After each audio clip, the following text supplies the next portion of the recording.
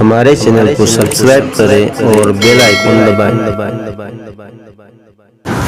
الحمد لله وكفى وسلام على عباده الذين اصطفى أما بعد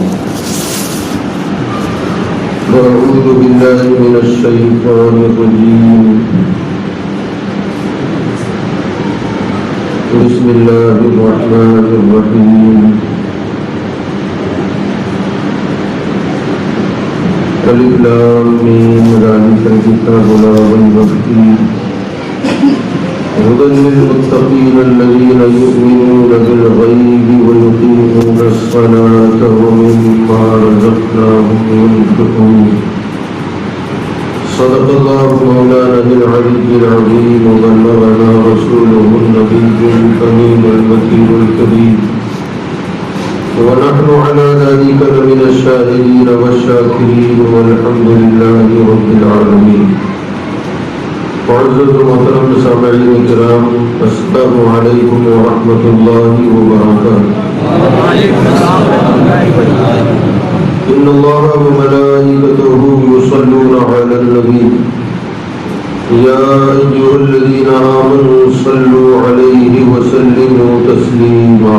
اللهم صل علی سیدنا ونبینا مولانا محمد وعلی آلہ واصحابہ وبارک وسلم. صلاة وسلام عليك يا سيدي يا رسول الله صلى الله تعالى عليه وسلم. حضرات محترم،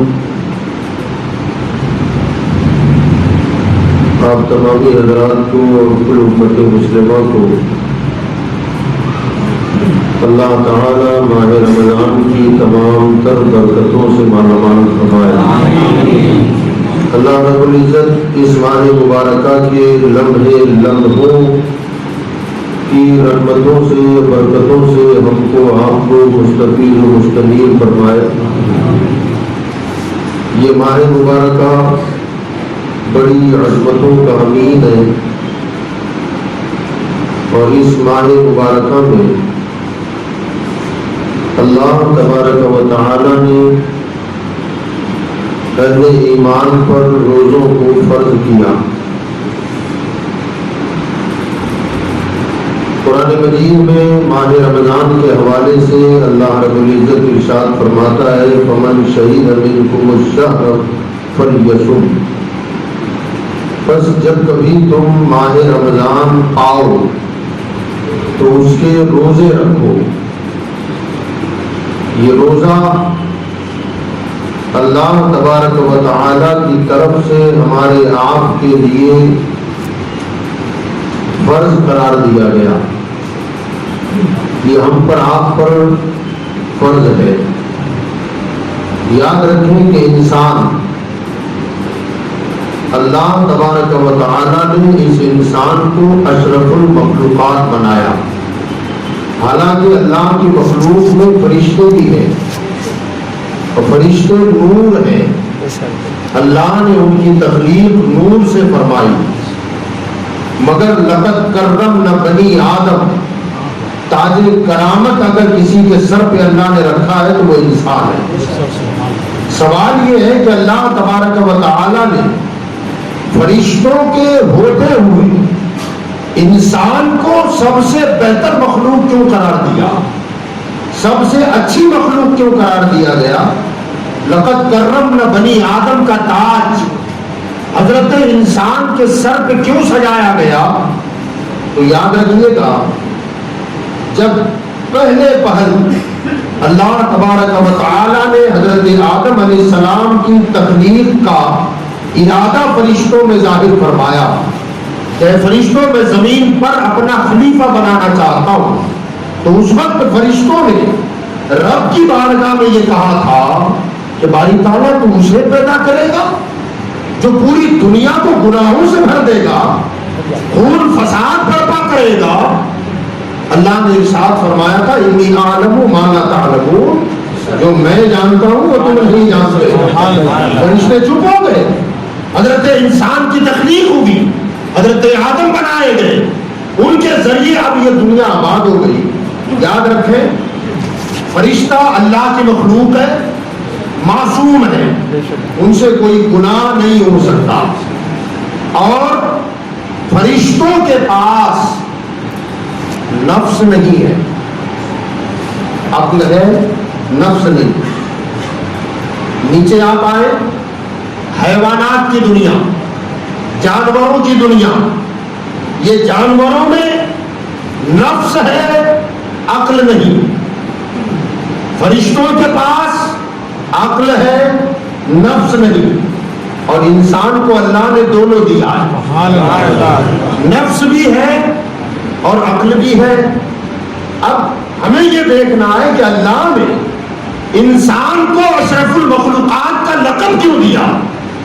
اور کبھی انسان اگر انسانیت کی ڈگر سے گھسر جائے، گر جائے، نیچے اتر جائے، تو پھر قرآن نے جسے اشرف المخلوقات کہا ہے اسی کے لیے یہ بھی کہا ہے اولئک کالانعام بل ھم اضل. یہ انسان جب انسانیت سے گر جائے تو پھر وہ جانور سے بھی بدتر ہو جاتا ہے. کہیں تو فرمایا لقد کرمنا بنی آدم، فرشتوں سے بہتر. اور کہیں فرمایا جب انسان انسانیت کی ڈگر سے گر جائے تو جانوروں سے بدتر. ایک طرف تو جانوروں سے بدتر کہہ دیا اور کہیں لقد کرمنا بنی آدم کہہ کے فرشتوں سے بہتر کہہ دیا. مولا اس کی وجہ کیا ہے؟ تو یاد رکھیں فرشتوں کے پاس نفس نہیں عقل ہے، جانوروں کے پاس نفس ہے عقل نہیں. اسی لیے فرشتہ کبھی گناہ نہیں کرتا، کبھی وہ کھانے کا محتاج نہیں. اللہ نے اسے پیٹ اور حاجات نہیں لگائی ہے، ذکر الہی کرتا ہے. بلکہ فرشتوں کی غذا ہی اللہ کا ذکر ہے. اللہ کا ذکر ان کی غذا ہے. اور جانور اس کے پاس عقل نہیں ہے، نفس ہے. اور نفس ہونے کی وجہ سے وہ کسی قانون کا پابند بھی نہیں ہے، کسی قانون کا پابند نہیں ہے. نفسانی خواہشات کی تکمیل کے لیے جانور کو نکاح کی ضرورت نہیں، اسے شادی کی ضرورت نہیں، وہ حرام و حلال کا مکلف نہیں ہے. جہاں چلا جائے منہ مار کے پیٹ بھر گیا کام ختم، کھا لے گا پی لے گا نکل جائے گا. اور اس بات کو ہر انسان سمجھتا ہے کہ مثلا ہمارا بیل ہے، بھینس ہے، بکری ہے، اگر کسی کے کھیت میں چلی جائے اور پیٹ بھر کے کھا لے، آپ کی فصل کا نقصان کر ڈالے، تو ظاہر بات ہے آپ مقدمہ ہماری بھینس میں نہیں کرتے، مقدمہ ہم پہ کریں گے. اور میں یہ کہوں کہ آپ کا کھیت ہم نے نہیں چرا ہے، ہماری گائے نے چرا ہے، تو ظاہر بات ہے لڑنے آپ ہمارے پاس کیوں آئے، مقدمہ ہمارے نام کیوں کیا. تو زبردست آدمی کہے گا وہ تو جانور ہے مگر مالک تو ہے، اس کے پاس عقل نہیں ہے مگر تجھے تو اللہ نے عقل دی ہے، لہذا تیری ذمہ داری تھی کہ اسے کنٹرول کیا جائے. بلا تمثیل عرض کرنا چاہتا ہوں کہ وہ اپنی نفسانی خواہشات کو پوری کرنے کے لیے حرام و حلال نہیں دیکھتا، اسے نکاح اور شادی کی ضرورت نہیں ہے.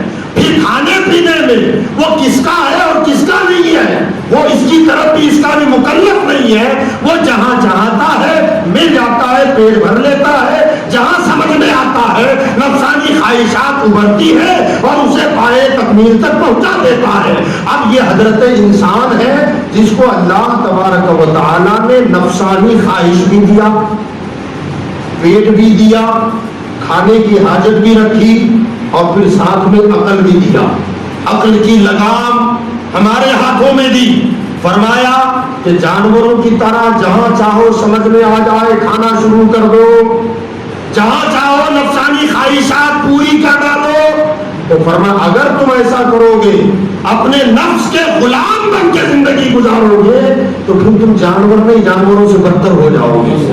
اور یہی انسان اگر اپنے نفسانی خواہشات کو عقل کی لگام لگائے اور اس عقل کی لگام کو شریعت کے ہاتھ میں دے دے اور پھر بھوک لگے تب وہ حرام و حلال بھی دیکھے، نفسانی خواہشات ابھرے تب وہ دیکھے حرام ہے یا حلال ہے. اگر حرام ہے تو مر جائے گا مگر لقمہ نہ اٹھائے، اگر حرام ہے مر جائے گا مگر اپنی نفسانی خواہشات کی تکمیل نہ کرے گا.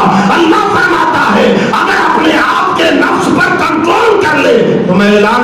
کہ انسان فرشتوں سے بہتر ہے؟ سبحان اللہ۔ یہ کہ فرشتوں کے پاس نفس ہے ہی نہیں، وہ اگر گناہ سے بچتا ہے یہ کمال نہیں ہے، اس لیے کہ اندر نفس ابھارتا نہیں ہے، اس کے پاس نفس امارہ نہیں ہے، اگر وہ گناہ نہ کرے یہ کمال نہیں ہے۔ یہ حضرت انسان ہے جس کو ہم نے پیٹ بھی دیا، نفسانی خواہشات بھی دی ہے، اب یہ اگر ہر جگہ بھوک لگنے کے باوجود کھانا چھوڑ دیتا ہے، حرام ہے اس لیے چھوڑتا ہے، اللہ رسول نے منع کیا ہے اس لیے چھوڑتا ہے، تو اللہ فرماتا ہے یہ بندہ اب فرشتوں سے بہتر ہے۔ اب اللہ تبارک و تعالی ایسے ماحول میں ہمیں اور آپ کو پھر رمضان جیسا مقدس مہینہ دیتا ہے، سبحان اللہ۔ اور مقدس مہینہ دینے کے بعد وہ جو فرشتوں نے کہا تھا نا نحن نسبح بحمدک ونقدس لک، کیا تیری پاکی بولنے کے لیے ہم کافی نہیں ہیں؟ اس انسان کو کیوں پیدا کیا ہے؟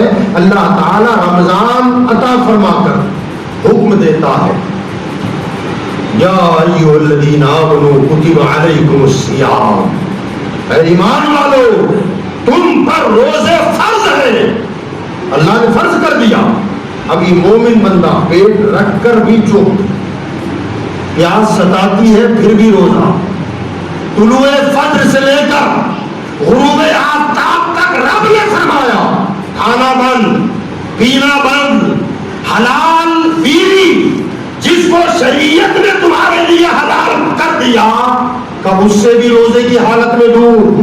مولا مان گیا، شدت کی گرمی ہے، پیاس، بھوک، 13.5 گھنٹے کا روزہ، کھانا آواز دے رہا ہے، نفس پکار رہا ہے، شیطان برگلا رہا ہے، مگر پھر بھی اندر ایمان یہ کہتا ہے نا مر جاؤں گا مگر کھانا دوپہر میں نہیں کھاؤں گا۔ تو بولو اگر کھا لو گے تو کوئی گردن پہ تلوار مار دے گا، کوئی ڈنڈے سے ٹھکائی کر دے گا، ٹھنڈا پانی فریج کا موجود ہے، بہتر سے بہتر غذا موجود ہے، اور خاص طور سے عصر سے پہلے آدمی کے ہونٹوں پر پپڑیاں جم جائے، زبان سوکھ کے کاٹا ہو جائے، ٹھنڈا پانی بھی موجود ہے، کھانا بھی موجود ہے، نفس بھی آواز دے رہا ہے، پیٹ بھی چیخ رہا ہے کہ مجھے کھانا کھلا دے، مگر یہ انسان کہتا ہے میرے رب کا حکم نہیں ہے۔ اب فرشتوں سے رب کہتا ہے انی عالم ما لا تعلمون، ذرا دیکھو یہی وہ بندے ہیں جن کے بارے میں تم نے کہا تھا اسے کیوں پیدا کر رہا ہے، اور میں نے کہا تھا جو میں جانتا ہوں وہ تم نہیں جانتے، اسے کھانا پکار رہا ہے، پانی آواز دے رہا ہے، پیٹ آواز دے رہا ہے، مگر سنو جس کو تم نے گناہ کا پتلا کہا تھا آج میرے حکم پر عمل کیسے کر رہا ہے؟ ذرا دیکھو تو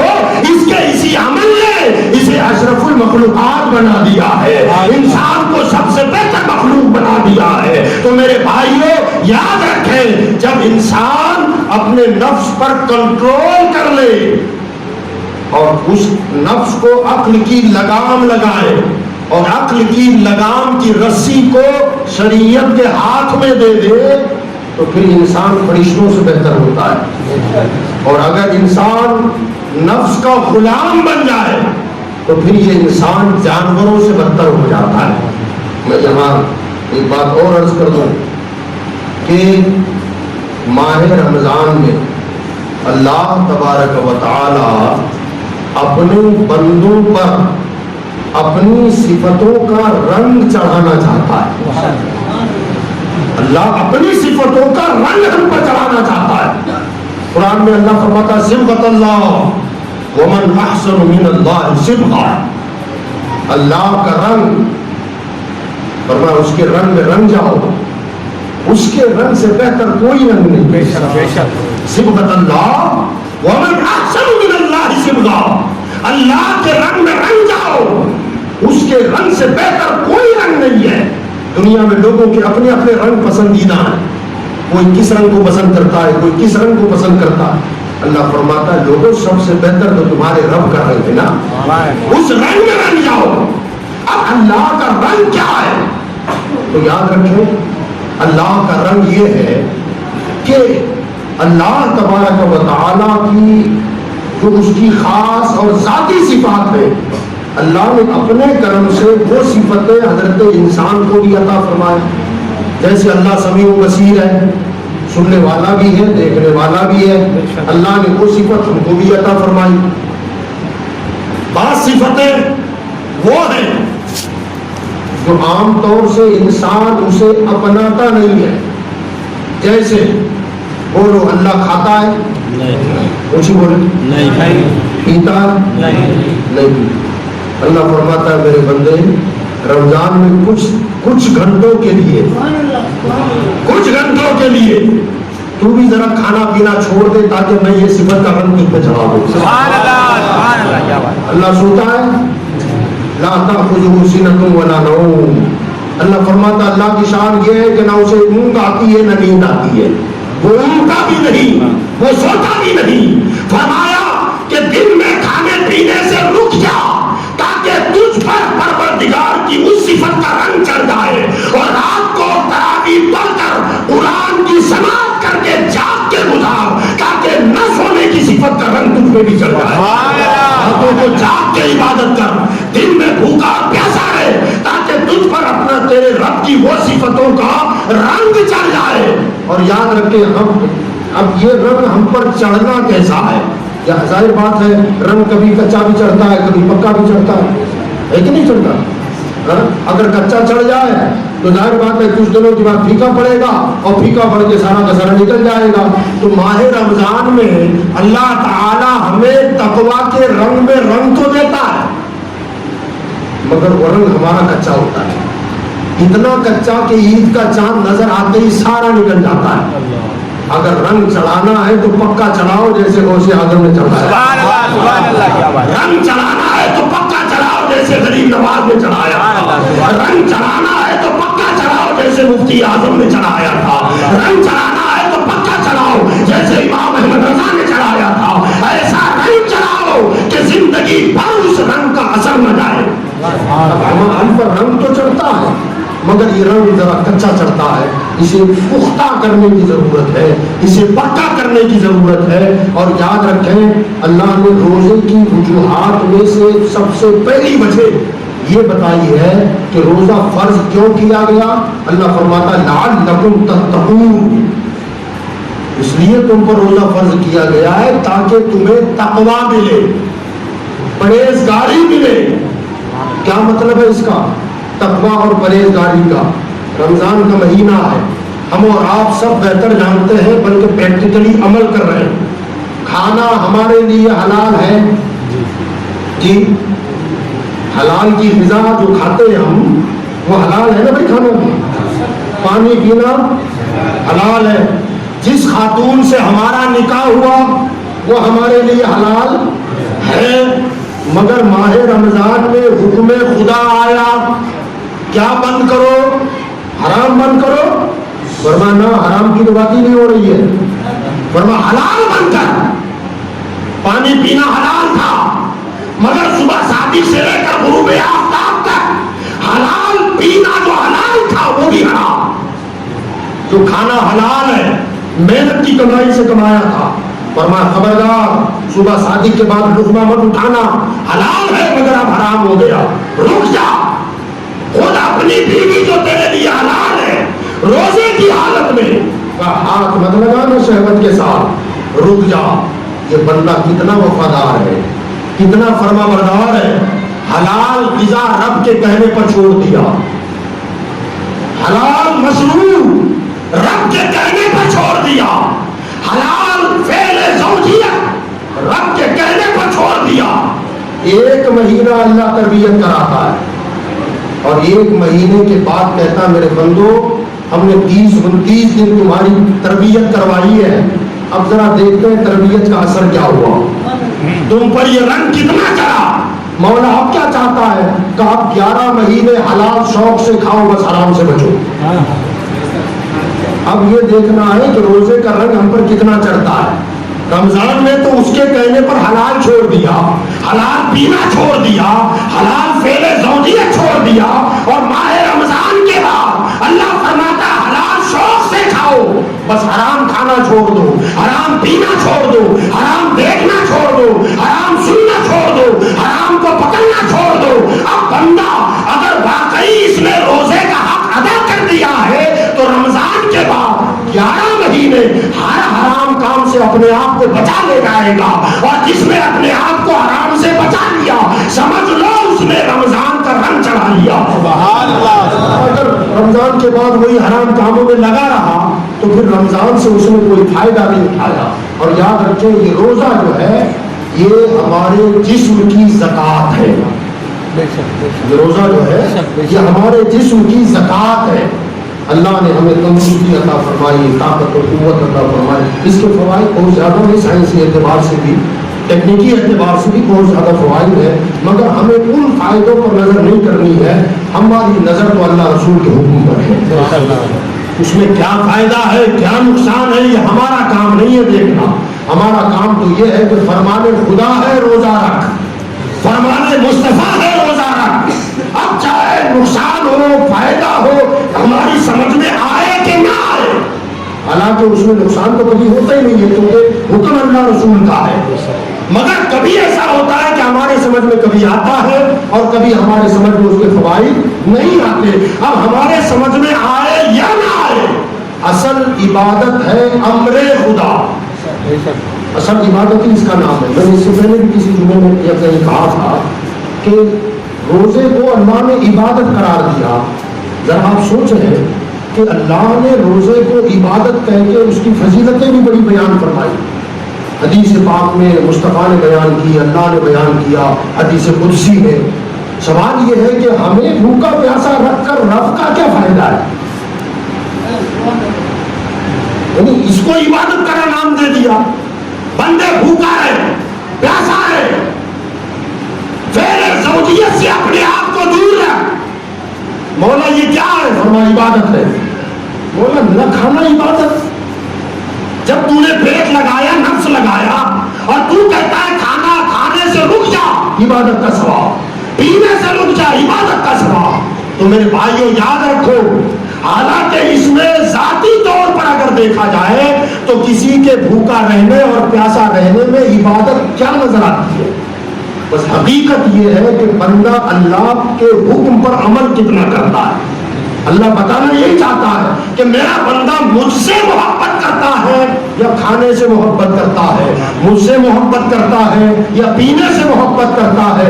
تو اللہ تعالیٰ کے بندے کھانا پینا چھوڑ کر یہ ثابت کرتے ہیں کہ مولا ہمیں کھانے پینے سے کیا زندگی سے بھی زیادہ تجھ سے محبت ہے.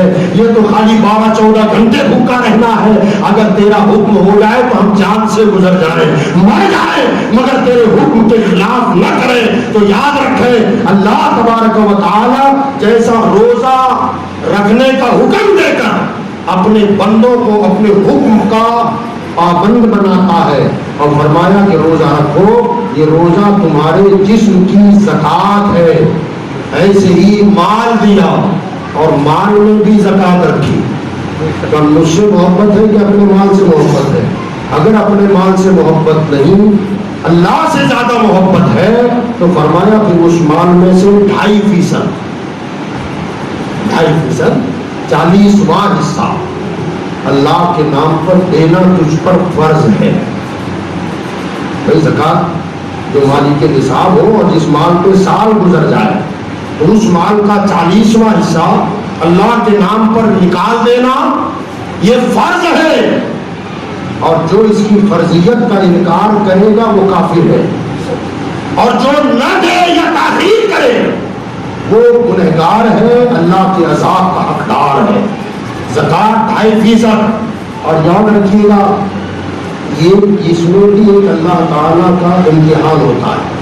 یہ مال بھی محنت آپ کریں, مشقت آپ اٹھائیں, پسینے آپ بہائیں, دوڑ دھوپ آپ کرتے رہیں, سال بھر مال جمع کرتے رہے اور پھر اس میں سے بیٹھے بٹھائے. ظاہر بات ہے 1,00,000 2 لاکھ کی زکوٰۃ نکالنا کوئی مشکل لگتا نہیں ہے. 2-5 لاکھ کی بھی زکوٰۃ ہو تو آدمی ہنسی ہنسی نکال دیتا ہے, مگر خدا کی قسم جو کروڑوں میں کھیلتے ہیں نا ان سے پوچھو کتنے دل گردے کا کام ہے یہ. جب کروڑوں روپیہ ان کے پاس بینک بیلنس ہو, کروڑوں روپیہ ہو, اب کروڑوں کا 2.5% نکالیے آپ لاکھوں میں ہو جائے گا. اب لاکھوں روپیہ ایک مشت اٹھا کر کسی کو دے دینا ہے کہ نہیں جگر کا کام. اللہ فرماتا ہے اب فرشتوں سے، میں کہتا تھا نا انی عالم والا تعلق، جو میں جانتا ہوں وہ تم نہیں جانتے، لاکھوں روپے کمانے کے لیے اسے کتنے مہینے لگیں گے، کتنے دوڑ دھوپ کیا، کتنے پسینے بہائے، کتنی راتوں کو جاگا، مگر میرا حکم آیا تو کروڑوں پر لاکھوں روپیہ آنکھ بند کر کے لٹا دیا ہے۔ سبحان اللہ، یاد رکھیں یہ بڑی بات ہے۔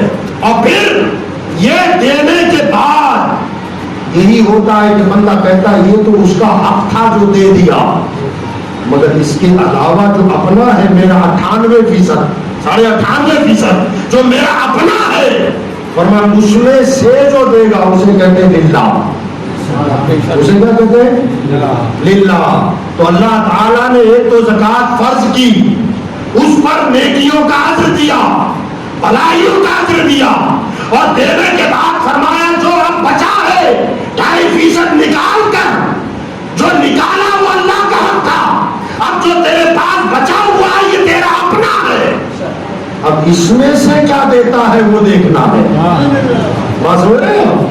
اس میں سے کیا دیتا ہے؟ بعض لوگ کہتے دے دیا تھا نا اس مدرسے میں 1 لاکھ ہو گیا، وہاں 50,000 دیا تھا، تو اللہ کے بندے وہ تو دینا ہی تھا، اگر نہ دیتا تو جاتا کہاں؟ مگر اب جو تجھ سے مانگا جا رہا ہے مسجد کے لیے، یہ مسجد کا وہ حصہ نہیں ہے جو 2.5% میں ہو، فرمایا 2.5% کے لیے غریب مسکین اور مدرسے ہیں، اور جو تیرا اپنا ہے اس کے لیے اللہ کے گھر مسجدیں ہیں۔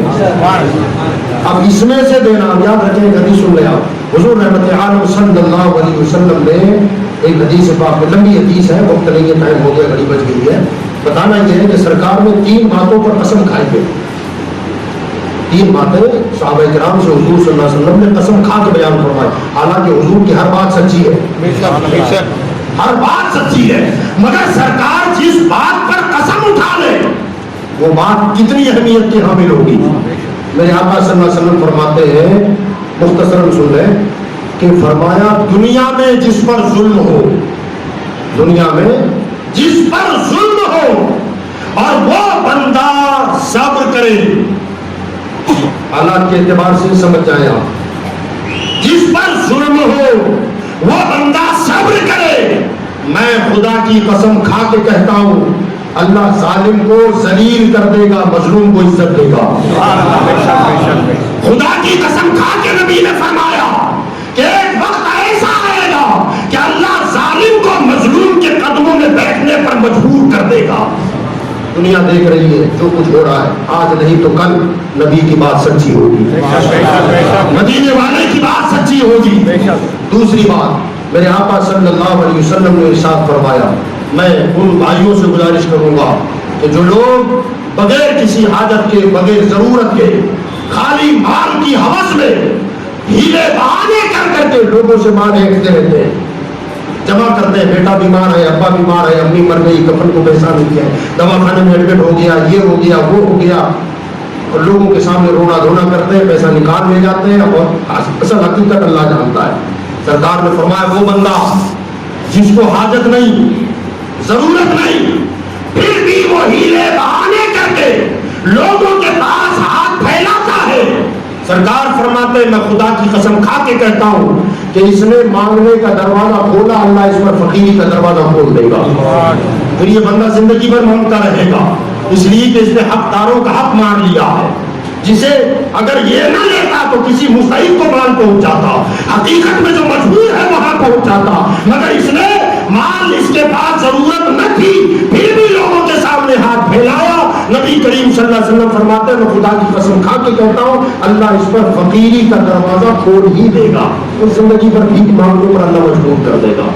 تیسری بات، ہمارے آقا صلی اللہ علیہ وسلم نے ارشاد فرمایا کہ وہ مال جس مال میں سے اللہ کے نام پر خرچ ہو دے گا، جس مال میں سے، یہاں زکوٰۃ کی بات نہیں ہے چونکہ زکوٰۃ تو دینا فرض ہے، کوئی آپ کے پاس آئے یا نہ آئے، کوئی آ گیا تو سبحان اللہ، اور نہ آیا تو آپ کو ڈھونڈ کے ادا کرنی ہے، تلاش کر کے دینا ہے، چونکہ فرض ہے آپ پر۔ یاد رکھیں، ایک بزرگ کا مجھے واقعہ یاد آیا کہ مالدار تھے, ان کے پاس کوئی زکات کا فنڈ لینے کے لیے آیا, حضرت نے زکات دے دی اور جس نے لیا اس نے کہا حضرت شکریہ آپ کا, اللہ جزائے خیر عطا فرمائے. تو انہوں نے کہا بھیا شکریہ میرا نہیں تیرا ہے کہ تو نے فرض ادا کرنے کا ایک ذریعہ تیری وجہ سے میرا بن گیا ہے. اگر تو نہ آتا تو میں یہ رقم ادا کرنے کہاں جاتا.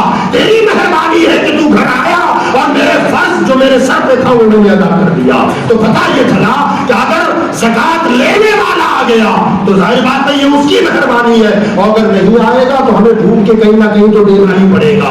اب یہ جو فرمان ہے یہ فرمان وہ ہے جو زکات کے علاوہ ہمارے پاس اپنا پیسہ ہے. آقا فرماتے ہیں وہ مال جس مال میں سے اللہ کے نام پر خرچ ہوتا رہے گا, میں خدا کی قسم کھا کے کہتا ہوں کہ اللہ اس مال کو کبھی گھٹنے نہیں دے گا. یہ مدینے والے کا فرمان ہے, سرکار نے قسم کھائی ہے کہ میں خدا کی قسم کھا کے کہتا ہوں کہ اللہ اس مال کو کبھی گھٹنے نہیں دے گا. تو ہمیں دونوں کام کرنے ہیں.